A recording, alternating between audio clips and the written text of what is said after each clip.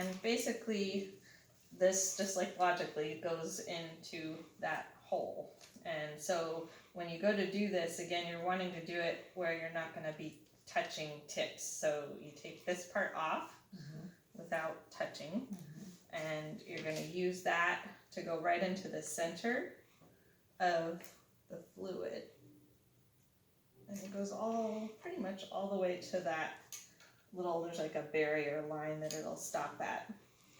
And where immediately, once you puncture that, it starts flowing. So you can kind of see these air bubbles coming through. And it can get to be kind of, ideally you want to do this near a sink. Okay, yeah. We're going to just do it into the bag. And so when you first start it, all the air bubbles are out. yeah, you want to flush the line. So you want to get all the air pockets that were in there out. And I'm going to just turn this over. Show her how that Yeah, works. 1 second. I just want to turn this off. So in order to control the flow, there's 2 ways to do it.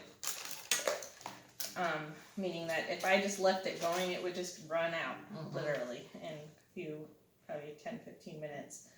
So one way is you kink that, so that pinches it. The other is you have this rolly bar, and in cases where you're wanting to go slow, a lot of times we'll kind of be running it halfway between, and it'll just create a drip. In the case of giving fluids like this, we want to go as fast as possible, so you're going to have it totally open. A lot of people, when they're storing the fluids between treatments, will double lock this just so that you don't walk away and it leaks out somehow. But then you just have to remember when you go to put it in, you have to unlock both of those to get it to flow. And what Jill was just mentioning is sometimes one of the tricky things we have happen is you get so much fluid in this chop chamber, it can be hard to see it dripping.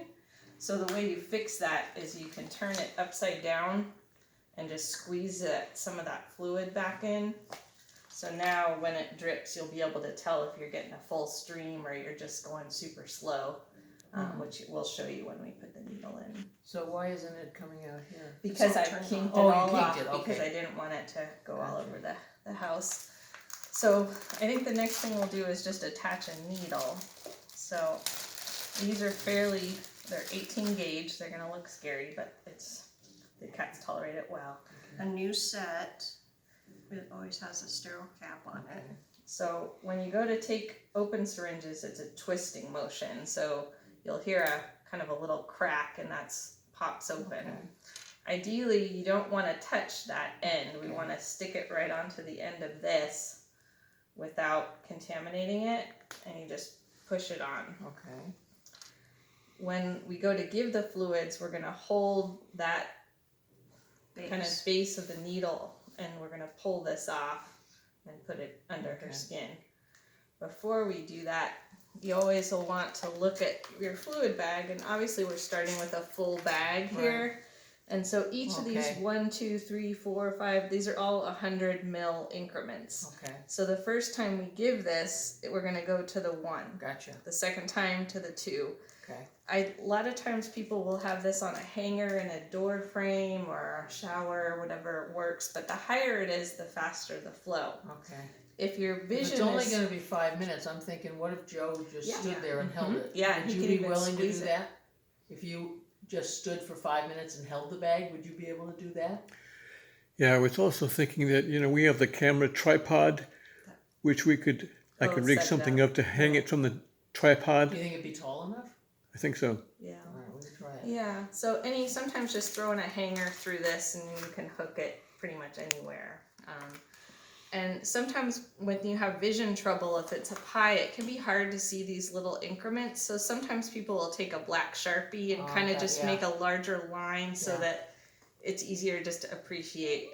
And if you go a little over, it's not the end of the world. It's just you don't want to give her 500.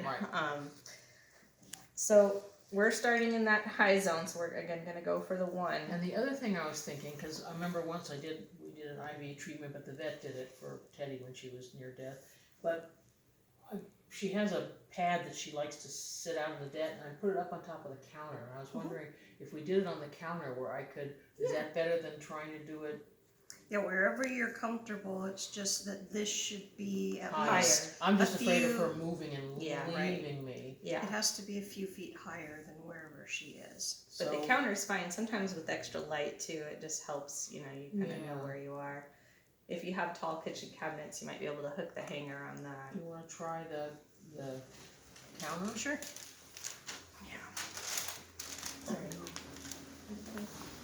So we'll go into the other space. So you're probably gonna need, I would suggest hanging it because you're gonna need someone to hold her. Yeah. Cause you're not gonna be able to keep her up here and use your hands. That's the other thing, I was thinking, well, maybe I could put like a nail in here. Or even hang it on that. I don't know if you have a lip on the top of that cabinet or not. No, I meant the one behind The you. one behind you. Yeah. I just hate to have it fall off. Yeah. No, but is there a I lip can get that a, you know what I hanger can get? hook on? Yeah. What about a, Yeah. Do you If have a you have a hanger? hanger, like a plastic hanger, we could okay, just hang would a it there. push pin? No, I don't it's think No. it's heavy. too. Okay. Yeah, Hanger it's too would be heavy. A best. hanger. Yeah. Just for right now. He's such a good kitty. Is this gonna be your fluid station? You might have to have some treats available here. Your mommy has some treats here. After your food, you get some cookies, okay? Yeah.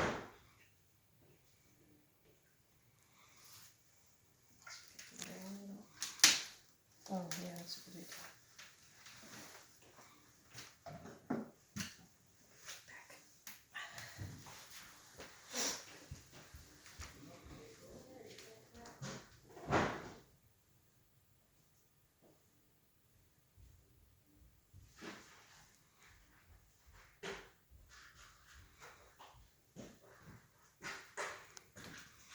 All right.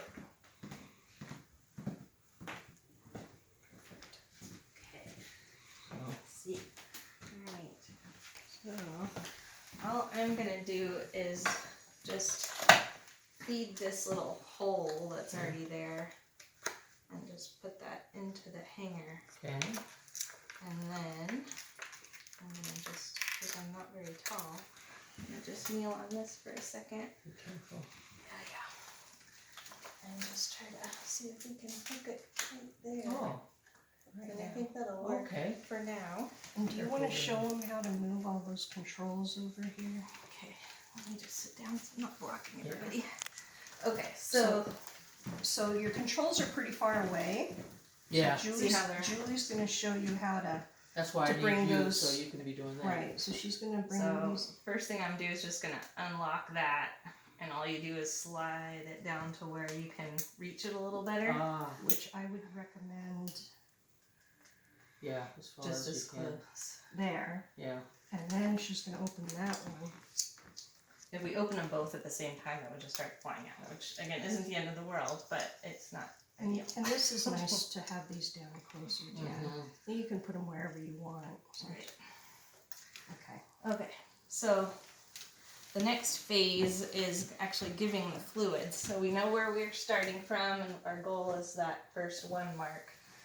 And you usually want to have your next spare needle handy. You don't have to, but it's kind of good just to be in the habit of having that. Yeah. So that when you're done, you're going to put a fresh one Do you on. mind if I run to the restroom? No, real fast? no, If I yeah. get rid of my coffee, I'll be able to pay Yeah, attention to it. Absolutely. I'll be right back. Yeah, no worries. You're such a good girl. You're such a good girl. He says, why am I up here?